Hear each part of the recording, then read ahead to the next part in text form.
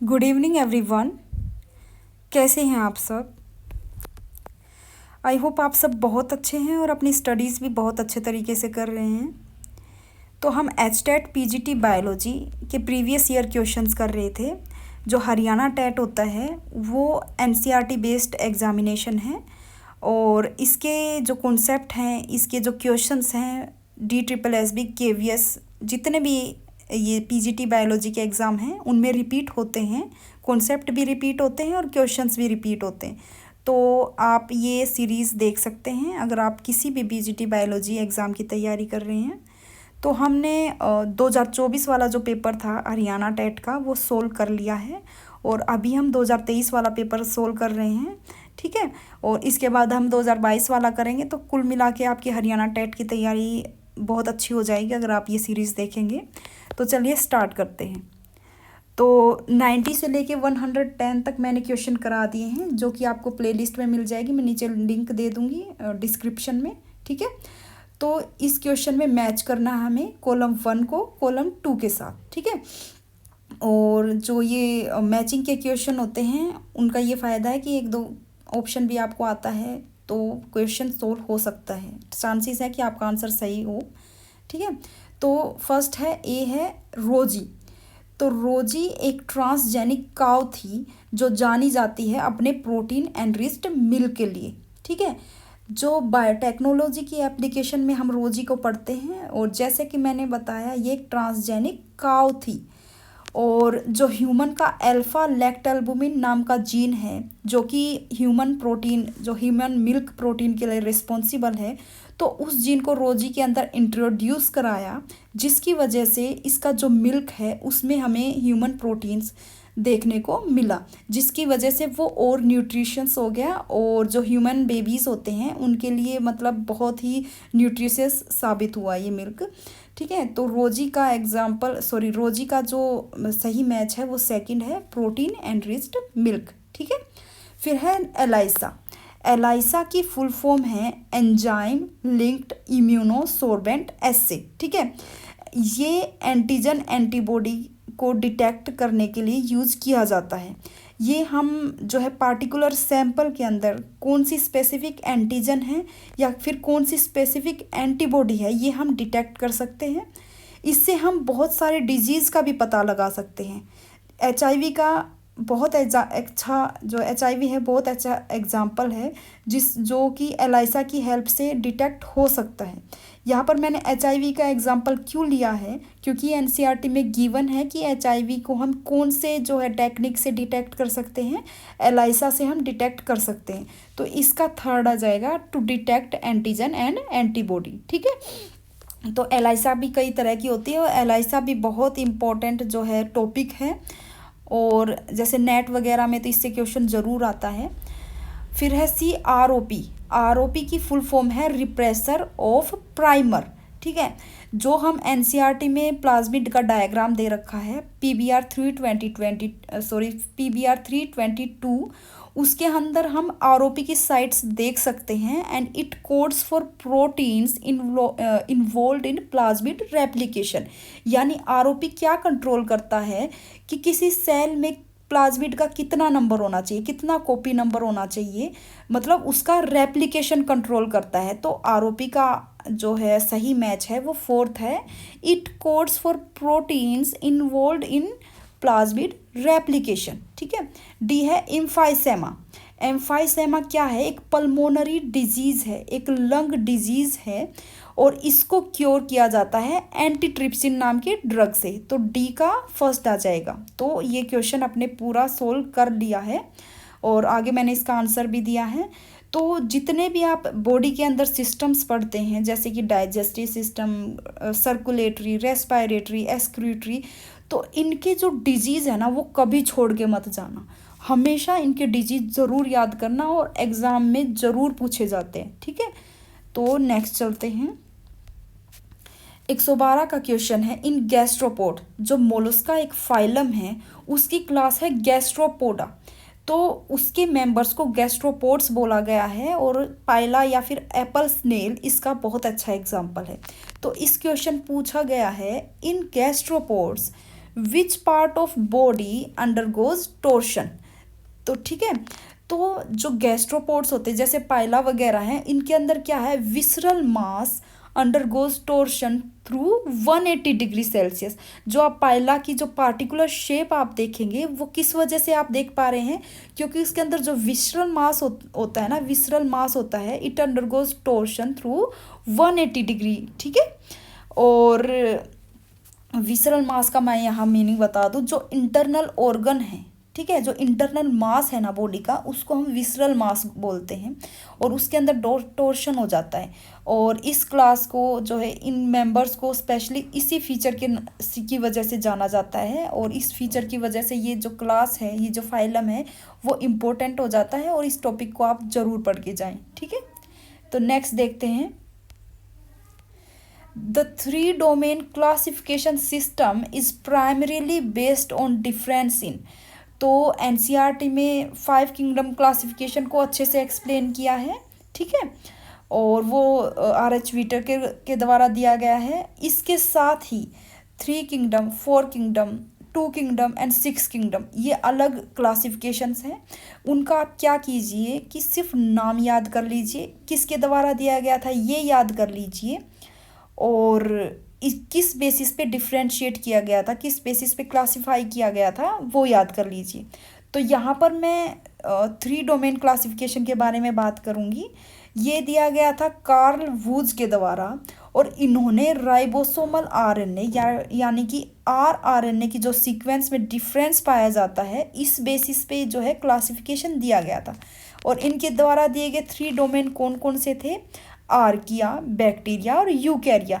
इन्होंने देखा कि जो डिफरेंट ये डोमेन है, उनमें हम जो है आरएनए की सीक्वेंस में हम बहुत मतलब डिफरेंस देखते हैं, और इसी चीज़ को इन्होंने बेसिस बनाया और 3 डोमेन क्लासिफिकेशन सिस्टम दिया। ठीक है, तो 113 का आंसर फर्स्ट आ जाएगा, जो है राइबोसोमल आरएनए या फिर आरएनए। ठीक है, तो नेक्स्ट चलते हैं, Which of the following microorganism is nature's genetic engineer? Nature's genetic engineer हम किसको बोलते हैं, जिन ऑर्गेनिज्म के पास नेचुरल कैपेसिटी होती है डीएनए को होस्ट के अंदर ट्रांसफ़र करने की, उन ऑर्गेनिज्म को हम नेचर्स जेनेटिक इंजीनियर बोलते हैं। तो यहाँ पर आंसर आ जाएगा एग्रोबैक्टीरियम ट्यूमिफेशियंस। एग्रोबैक्टीरियम ट्यूमिफेशियंस एक ऐसा बैक्टीरिया है जिसके अंदर एक डीएनए का पार्ट होता है टीडीएनए, जिसको हम ट्रांसफ़र डीएनए बोलते हैं, और उस डीएनए के पार्ट को वो होस्ट के अंदर ट्रांसफ़र करते हैं और डिजीज़ कोज करते हैं। तो इसीलिए इनको नेचर्स जेनेटिक इंजीनियर बोला जाता है। और बाकी ऑप्शंस हम देख लेते हैं। पहला इस्चेरिशिया कोलाई, नहीं, ये नेचर्स जेनेटिक इंजीनियर नहीं है, इसके पास नेचुरल कैपेसिटी नहीं है जो डीएनए को होस्ट के अंदर ट्रांसफ़र करने की। ठीक है, फिर है न्यूरोस्पोरा। न्यूरोस्पोरा एक मोल्ड है, एक फंजाई है, जिसको ड्रोसोफिला ऑफ प्लांट किंगडम बोला जाता है, बट ये यहाँ पर आंसर नहीं है, ये जेनेटिक इंजीनियर नहीं है। फिर है थर्मस एक्वेटिकस। थर्मस एक्वेटिकस से हम जो है, ये एक शायद मैं थोड़ा सा भूल रही हूँ इसको, ये एक आर्की बैक्टीरिया है या फिर क्या है, थोड़ा सा मैं भूल रही हूँ यहाँ पर। तो थर्मस एक्वेटिकस के बारे में बता दूँ, इससे हम है ना पीसीआर में जो पॉलीमरेज एंजाइम यूज़ होता है ना, टैक पॉलीमरेज, वो थर्मस एक्वेटिकस से लिया जाता है, क्योंकि ये जो ऑर्गेनिज्म होते हैं ना, ये हाई टेम्परेचर को टॉलरेट कर लेते हैं, और पीसीआर में यानी पॉलीमरेज चेन रिएक्शन में हाई टेम्परेचर पे काम होता है, और जो नॉर्मल पॉलीमरेज एंजाइम है वो वहाँ पर डीनेचुरेट हो सकता है, वहाँ पर वो काम नहीं करता। तो टैक पॉलीमरेज यानी थर्मस एक्वेटिकस से पॉलीमरेज एक्सट्रैक्ट किया जाता है, और वो वहाँ पर यूज़ किया जाता है। टैग यहाँ पे थर्मस का टी और एक्वेटिकस का AQ, तो टैग पॉलीमरेज इससे लिया गया। ठीक है, तो ये क्वेश्चन मेरे ख्याल से आपको क्लियर है, और इसका आंसर थर्ड है। ठीक है, तो नेक्स्ट चलते हैं। The interphase nucleus is enclosed इन। तो इंटरफेज एंड एमफेज, ये 2 फेज़ होते हैं, सेल डिवीज़न के दौरान हम पढ़ते हैं। इंटरफेज को हम प्रीपरेटरी फेज बोलते हैं, जिसमें सेल डिवाइड करने की तैयारी करती है और ग्रोथ वगैरह जो है शो करती है, सेल रेप्लिकेशन वगैरह होता है। तो इंटरफेज एक प्रीपरेटरी फेज़ है, और लगभग 95% टाइम इंटरफेज में जाता है, और बाकी का 5% टाइम है जो है वो एम फेज में यानी डिवाइडिंग फेज में जाता है। तो interphase nucleus is enclosed in a porous double membrane. यहाँ पर डबल मेम्ब्रेन हमें देखने को मिलती है, और पोरस यानी जो न्यूक्लियर मेम्ब्रेन होती है वो पोरस होती है, उसके अंदर हम पोर देखने को मिलते हैं, न्यूक्लियर पोर हमें देखने को मिलते हैं। और इन्हीं पोर के थ्रू जो स्पेशल प्रोटीन्स हैं, आरएनए वगैरह है, वो सेल्स न्यूक्लियस से बाहर जाते हैं या फिर अंदर आते हैं, ठीक है। तो वहाँ पर हमें एक पोरस डबल मेम्ब्रेन देखने को मिलती है। तो 115 का आंसर हो जाएगा थर्ड, ठीक है। तो नेक्स्ट चलते हैं अभी। In maize, what would be the minimum number of meiosis to produce 100 grains? तो 100 ग्रेन्स को प्रोड्यूस करने के लिए कितने मियोसिस की ज़रूरत है? तो आप जानते हैं कोई भी ग्रेन प्रोड्यूस करने के लिए मेल एंड फीमेल जो है गैमेट की इन्वॉल्वमेंट होती है। तो एक मेल गैमेट कैसे बनता है? एक मियोसिस से 4 मेल गैमेट बनते हैं। तो लगभग 100 ग्रेन बनाने के लिए 100 मेल गैमेट की ज़रूरत होगी, जो कि 25 मियोसिस से बन जाएंगे, क्योंकि एक मियोसिस में 4 बन रहे हैं, तो 25 में 100 बन जाएंगे। और हमें 25 तो ये हो गए, और हमें 100 ग्रेन के लिए 100 फीमेल गैमेट की भी ज़रूरत होगी, फीमेल एग की भी ज़रूरत होगी। तो आप जानते हैं कि एक मियोसिस से सिर्फ हमें एक ही जो है फीमेल एग प्राप्त होता है, बाकी 3 जो होते हैं वो डीजनरेट हो जाते हैं, ठीक है। तो एक मियोसिस से हमें एक एग मिलता है, तो 100 मियोसिस से हमें 100 मिलेंगे। तो 25 मियोसिस तो मेल गैमेट के लिए और 100 मियोसिस फीमेल गैमेट के लिए। तो हमें यहाँ पर 125 मियोसिस की ज़रूरत होगी, 125 मियोसिस की ज़रूरत होगी। तो 116 का आंसर जो है फोर्थ आ जाएगा, ठीक है। चलिए नेक्स्ट चलते हैं। Which of the following is a water proofing substance secreted by the cork and endodermal cells? तो भाई वाटर प्रूफिंग सब्सटेंस आप तो जो है ऑप्शन से बहुत अच्छे से समझ गए होंगे कि सुबेरिन जो होता है वो एक वाटर प्रूफिंग सब्सटेंस है, जो कि कोर्क एंड एंडोडर्मल सेल्स के द्वारा सिक्रीट किया जाता है, ठीक है। कोर्क में ये जो है वाटर वगैरह के लॉस के लिए, मतलब वाटर को लॉस होने से बचाता है। और जो एंडोडर्मल सेल्स हैं उसके अंदर हम कैस्परियन स्ट्रिप्स देखते हैं, ठीक है। जो पानी की, जो सेल के अंदर पानी आ रहा है या फिर बाहर जा रहा है, उसकी मूवमेंट को जो है रेगुलेट करता है, ठीक है। तो कोर्क एंड एंडोडर्मल सेल्स के अंदर जो वाटर प्रूफिंग सब्सटेंस सिक्रीट किया जाता है उसका नाम है सुबेरिन। और बाकी ऑप्शंस भी हम जो है चेक कर लेते हैं। तो फर्स्ट ऑप्शन है ग्लाइकोकैलिक्स। ग्लाइकोकैलिक्स तो आपने सुना ही होगा, जो प्रोकैरियोट्स होते हैं, जो बैक्टीरिया वगैरह होते हैं, उनकी आउटर कवरिंग को हम ग्लाइकोकैलिक्स बोलते हैं। ये पॉलीसैकेराइड्स प्रोटीन्स वगैरह से बना हुआ होता है। तो ग्लाइकोकैलिक्स एक कैप्सूल या फिर स्लाइमी लेयर होती है, ठीक है। तो ग्लाइकोकैलिक्स तो बैक्टीरिया वगैरह के ऊपर पाया जाता है, ये कोई वाटर प्रूफिंग सब्सटेंस थोड़ी ना है। फिर टेनिन्स, जो प्लांट्स वगैरह है इनके अंदर डिफेंस सिस्टम होता है, और डिफेंस सिस्टम में टेनिस बहुत इंपॉर्टेंट रोल प्ले करते हैं, क्योंकि जैसे ये लीफ वगैरह में होता है, तो जो लीफ वगैरह के टेस्ट को जो बिटर बनाता है, जिसकी वजह से जो हर्बीवोर्स होते हैं ना वो उनके पत्तों को खाते नहीं है। तो एक तरह का डिफेंस सिस्टम इन्वॉल्व होता है टेनिन, ठीक है। फिर है क्यूटिन तो जैसे क्यूटिकल के ऊपर पाया जाता है क्यूटिन, जो कि वाटर लॉस से बचाता है प्लांट को, ठीक है। तो क्यूटिन एक क्यूटिकल के ऊपर पाया जाता है, क्यूटिकल का कंपोनेंट है, ठीक है। तो चारों ऑप्शन हमने एनालाइज कर लिए हैं। तो चलिए नेक्स्ट चलते हैं, और इसका आंसर हमने सुबेरिन बताया था, ठीक है। तो नेक्स्ट चलते हैं अभी। Which of the following is a parasitic green algae? तो पैरासाइटिक ग्रीन एल्गी के बारे में हमें बताना है। तो फर्स्ट ऑप्शन है पोरफायरा एक रेड एल्गी है, ना कि ग्रीन एल्गी। तो पहला तो ऑप्शन वैसे ही कट हो गया। सेकंड हार्वेला भी एक रेड एल्गी है, ठीक है। थर्ड है ट्रोबोक्सिया भी एक जो है ग्रीन एल्गी है ट्रोबोक्सिया, लेकिन ये जो है पैरासाइटिक नहीं है, ये तो सिम्बायोटिक है, ठीक है। तो थर्ड ऑप्शन भी कट हो जाएगा। जो सिफेल्यूरोज है ये एक ग्रीन एल्गी है, और ये पैरासाइटिक एल्गी है, ठीक है।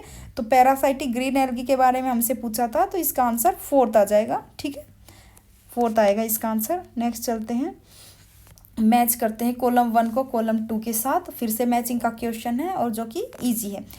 तो पोलीराइबोसोम्स, जो राइबोसोम, खूब सारे राइबोसोम जब एमआरएनए पे अटैच होके एक साथ प्रोटीन का सिंथेसिस करते हैं, कई सारी कॉपीज़ बनाते हैं, ठीक है, चेन बनाते हैं, तो भाई ये प्रोटीन सिंथेसिस में इन्वॉल्व होते हैं पोलीराइबोसोम। तो पोलीराइबोसोम का ए का आंसर आ जाएगा फर्स्ट, कि पोलीराइबोसोम जो है प्रोटीन सिंथेसिस में इन्वॉल्व होते हैं। एक एमआरएनए के ऊपर खूब सारे जो है राइबोसोम अटैच हो जाते हैं और प्रोटीन सिंथेसिस कराते हैं। तो ए का तो फर्स्ट आ जाएगा। सेकंड है एसिड हाइड्रोलेजिस। एसिड हाइड्रोलेजिस जो लाइसोसोम के अंदर पाए जाते हैं, ये एक तरह के डाइजेस्टिव एंजाइम होते हैं जो कि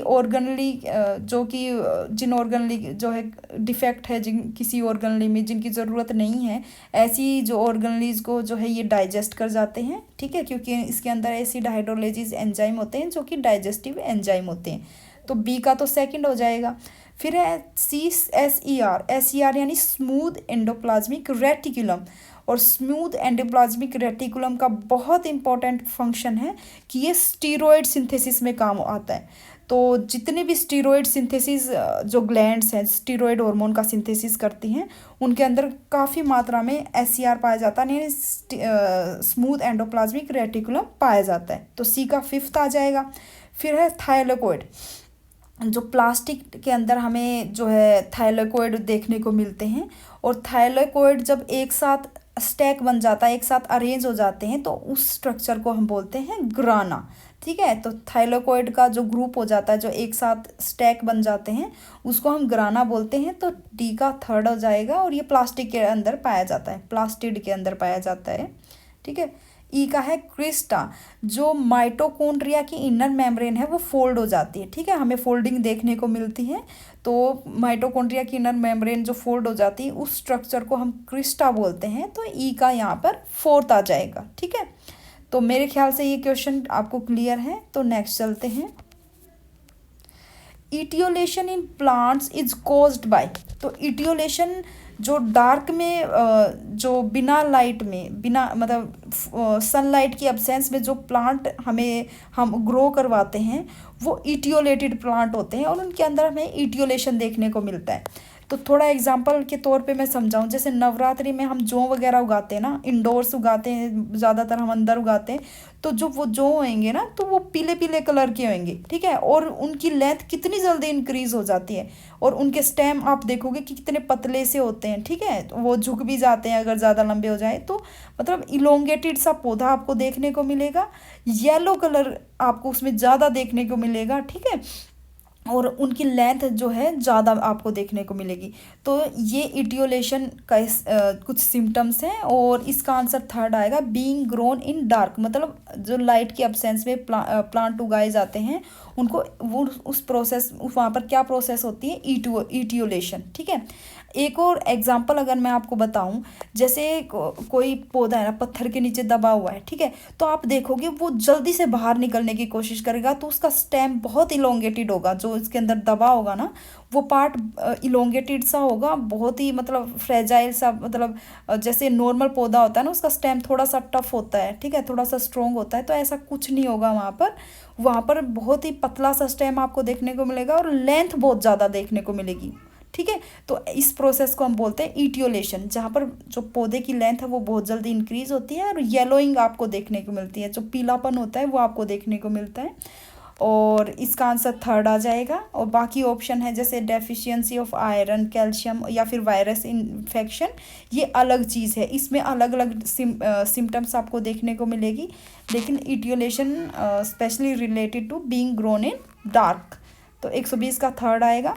यहाँ पर हमने यहाँ पर हमने 10 क्वेश्चंस कर लिए हैं और इस तरह से 90 से लेकर 120 तक अपने जो है 30 क्वेश्चंस कंप्लीट हो गए हैं और बाकी क्वेश्चन 30 और क्वेश्चन रह गए, क्योंकि एक बार हरियाणा टेट में हर बार जो है 60 क्वेश्चन पूछे जाते हैं। 30 हमने कर लिए, 30 और हम कर लेंगे बहुत जल्द, ठीक है।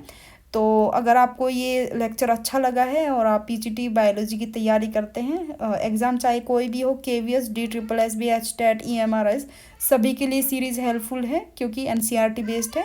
और ऐसी ही वीडियो आपको कई सारी मेरे चैनल पे मिल जाएगी और ऐसी वीडियो मैं लाती भी रहती हूँ, ठीक है। सभी जो एग्ज़ाम्स होते हैं उनके PYQ करवाने की कोशिश करती हूँ विद प्रॉपर कॉन्सेप्ट, तो अगर आपको ये वीडियो अच्छी लगी है, ऐसी वीडियोज़ आप और चाहते हैं, तो आप चैनल को सब्सक्राइब कर लेना ताकि ऐसी वीडियोज़ आपको मिलती रहें। ठीक है, थैंक यू सो मच।